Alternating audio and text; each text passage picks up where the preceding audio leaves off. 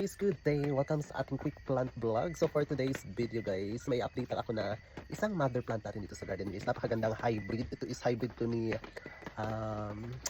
Orlando cross with FMY. So medyo matagal siya sa akin guys. Ngayon lang siya gumanda talaga. So binili ko talaga to for mother plant. So ito na siya guys. Look, di ba ang ganda?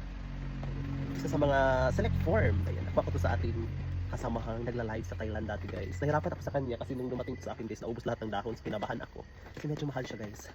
Mahal yung pagkabili ko sa kanya, maliit siya guys. Pero yung kagandahan nito, yung gilid ng dahon niya. Ay, ang gaganda guys, diba? Ito yung nagpapaganda sa kanya guys. Ang ganda ng kulay. Look super white. So, mag 1 year nata to sa akin guys. Ngayon pa lang siya gumanda.